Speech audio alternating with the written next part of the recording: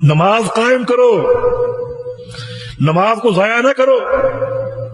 ضائع کرنے کے دو معنی، ایک معنی یہ کہ نماز پڑھی ہی نہ جائے، اس نے ضائع کر دیا، حدیث نے اس کو کفر کہا، ایک نماز کو چھوڑنا کفر۔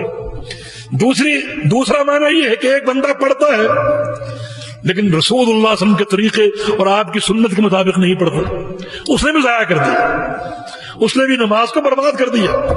رسول اللہ صلی اللہ علیہ وسلم کا فرمان ہے کہ قرب قیامت مسجدیں بھری رہیں گی، نمازیوں سے آباد رہیں گی، لیکن رب مصلی لا خلاق لہ، بہت سے نمازی وہ ہوں گے، اکثر نمازی وہ ہوں گے جنہیں ان کی نماز کا کوئی ثواب نہیں ملے گا، کوئی ثواب نہیں۔ کیوں؟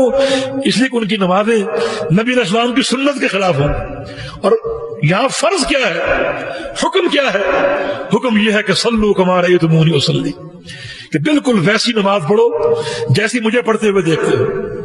تو میرے بھائی یہ کوئی معمولی چیز نہیں ہے، ہم صرف یہ کہہ کر ٹال دیتے ہیں کہ بھائی نماز تو پڑھتا ہے نا، مسجد تو آتا ہے نا، جیسی مرضی پڑھ لو، یہ ساری ادائیں ہیں۔ نہیں، ادائیں نہیں ہیں، رسول اللہ صلی اللہ علیہ وسلم کے ایک ہی طریقہ نماز کا، اس طریقے کو سیکھو۔ کامیابی کی اساس یہ ہے کہ وہ نماز قائم کرنے والا ہو، کہ نمازیں پڑھے بالکل سنت کے مطابق اور پیغمبر علیہ السلام کے طریقے کے مطابق۔ اگر طریقے خلاف ورزی کرے گا تو ہم تو بڑی معمولی چیز ہے۔ رسول اللہ صلی اللہ علیہ وسلم کے دور میں ایک صحابی نے ایک سنت کی خلاف ورزی کی، رسول اللہ صلی اللہ علیہ وسلم نے فرمایا کہ تمہاری نماز نہیں ہوئی، پھر پڑھو، دوبارہ پڑھو۔ اس نے پھر پڑھی، فرمایا کہ یہ بھی نہیں ہوئی، اس نے پھر پڑھی، فرمایا کہ یہ بھی نہیں ہوئی۔ پھر اس نے سیکھا اور اللہ کے پیغمبر نے سکھایا، جس کا معنی یہ کہ مسئلہ بڑا اہم ہے، اس کی طرف توجہ دینی چاہیے۔